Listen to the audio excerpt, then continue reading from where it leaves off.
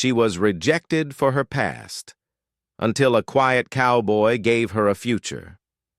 The wind sliced through the dusty streets of Silver Hollow like a warning blade.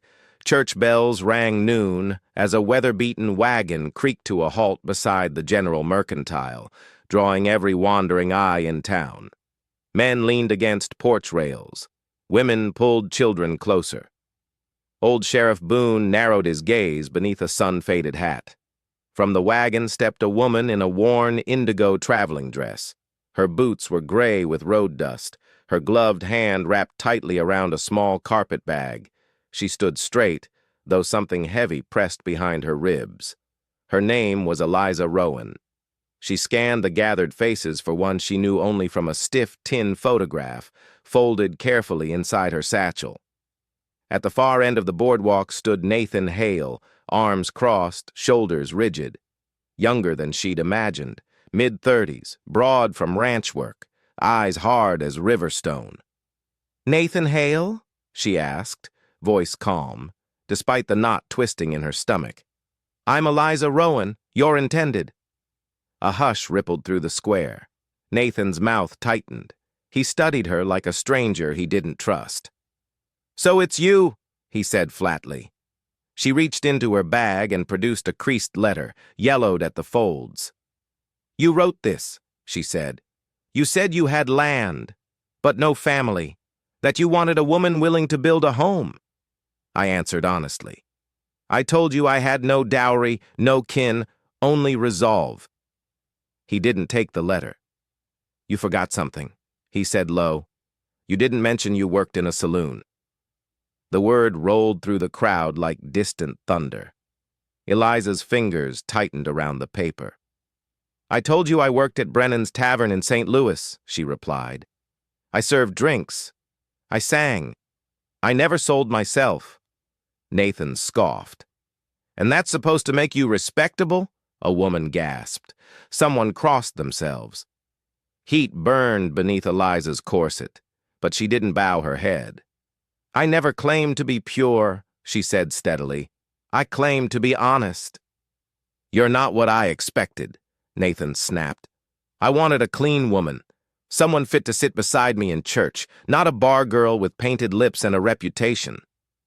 Her hands trembled as she held out the letter. "You wrote that the past didn't matter, that you cared about what came next." "I changed my mind," he said. "I won't marry a saloon woman." The square fell brittle quiet. "I crossed 2 states for you," Eliza said. "Spent my last coins, left behind a grave, and every comfort I knew." "You should have stayed there," Nathan replied coldly. "There's no place for your kind here." Silence swallowed his words. Eliza looked at him. Really looked. Not the man who wrote hopeful letters about porch mornings and shared laughter, but the one standing before her now. Afraid. Small.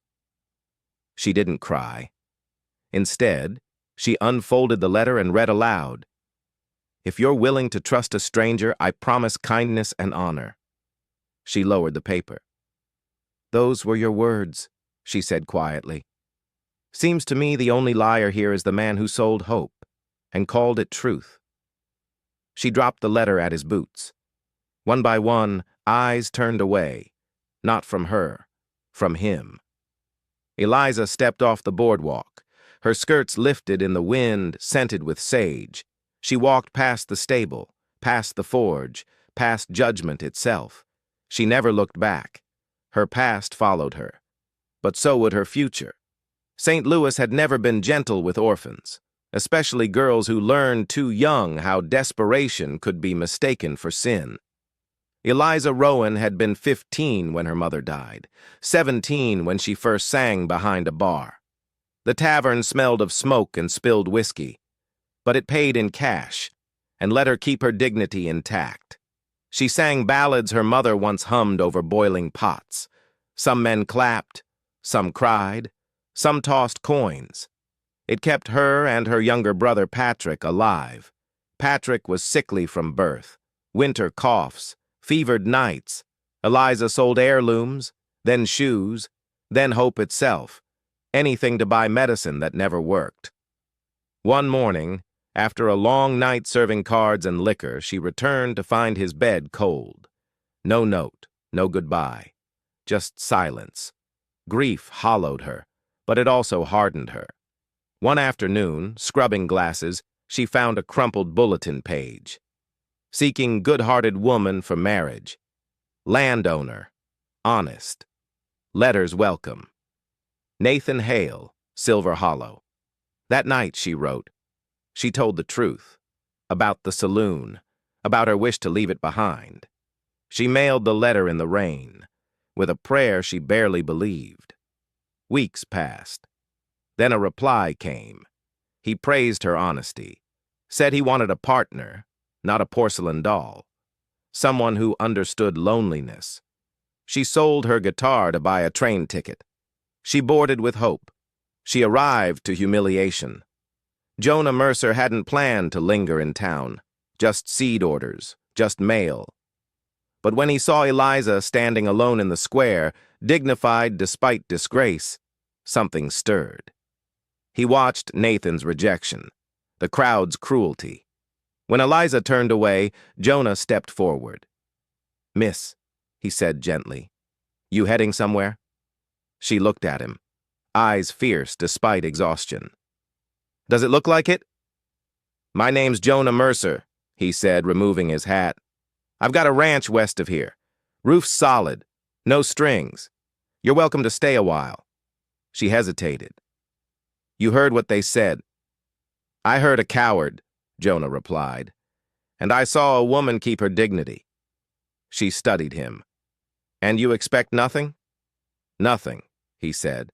"Just don't think anyone should be left standing alone." After a long moment, she nodded.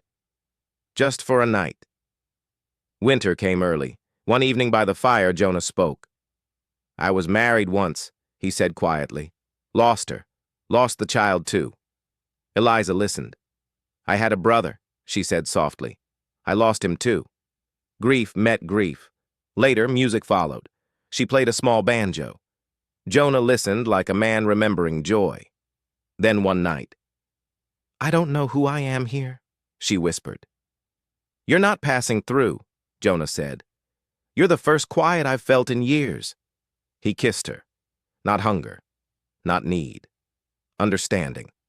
"If I had no past," she began. "You wouldn't be you," he replied.